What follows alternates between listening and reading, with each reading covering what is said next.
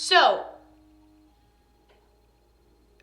my printer's making choices over there. All right, listen, first thing I need to tell you, Miss Desirae, is that you have an ability of being clairvoyant, okay? So you can visualize spirit. Let me put this in a simple way so we can move on with our lives. But you see things out of the corners of your eyes, down hallways, between doorways. You look just like I'm doing. And is anything ever there? No, it's not. All right.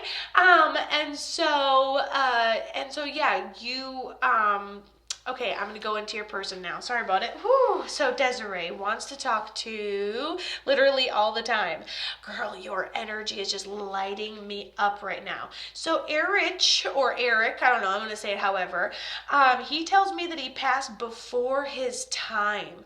And he said when it's done, it's done. It happens all at once. And he takes partial responsibility for the situation that he's in, okay? For the situation that he's in. My assistant's definitely gonna end up spelling that wrong when she when she puts it on, but it'll be okay. Okay, so he seems like he passes before his time, in a tragic way, and takes partial responsibility. Okay. No spirits or juju in this room. Everybody out.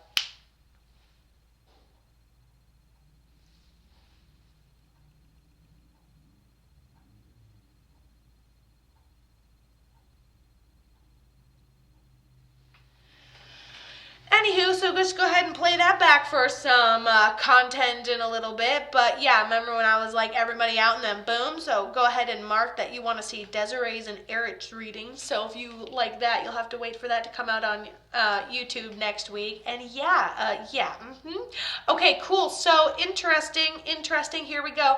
Desirae says, yes, we were in an accident together.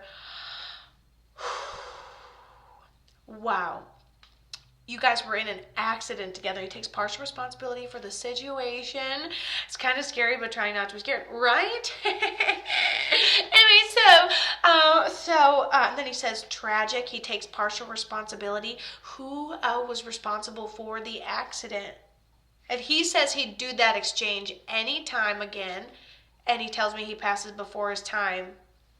He's taking partial responsibility for the situation. Also, not only, ever since I started your reading, nothing but energy and activity.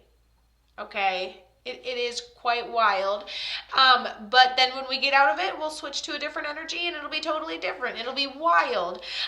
So he said he would do that exchange anytime. I feel like it was almost him like devastated, then you almost like not even essentially touched or bothered, like protected, almost like weirdly fine, he says.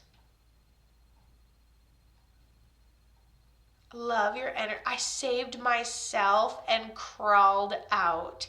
And you're weirdly fine enough to do that. And he takes partial responsibility. Ribs broken and a collapsed lung, and somehow you made it. And you saved yourself and you crawled out. Oh my goodness.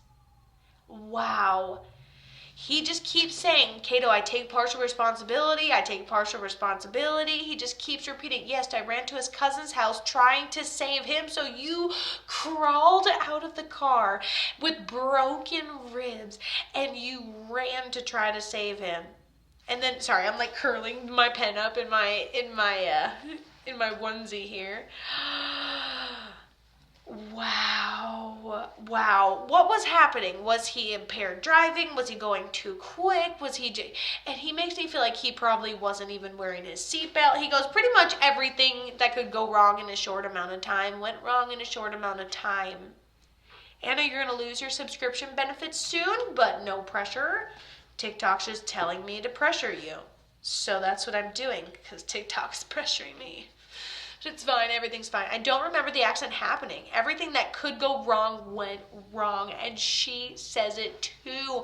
And that's exactly what he echoed is hey, everything that could go wrong just went wrong. He says, thank you so much. He goes, one of us had to make it, and it had to be you. He goes, and I didn't suffer. And he goes, it literally took the ambulance like 20 minutes to get there, Kato. There was no way. And then the ambulance hits a traffic jam, hits a this, that.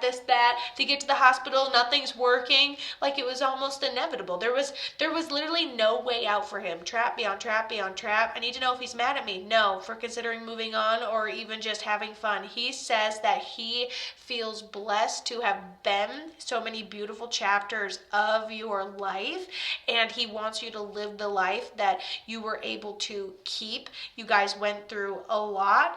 There is no anger on the other side. He's happy to have met you as one of your soulmates again in this lifetime, okay? So there isn't any anger, and he'll see you in the next lifetime. And soulmates are great because they're people you've met, and you have room in your life for somebody else that's meant to be there, because you're not meant to be alone. Are you meant to be with the wrong person? Well, shit, I hope not. But you're not meant to be alone. He never meant to abandon you. He knows that you need love. So no, there's no anger or animosity or anything like that. He loves you. Oh, he goes, see you in your dreams, beautiful. Weather was so bad, the ambulance took 30 minutes, right? And he maybe had like 20. Like, you even saw him right before the ambulance got there, and you're like, oh, maybe there's hope. No, there fucking wasn't.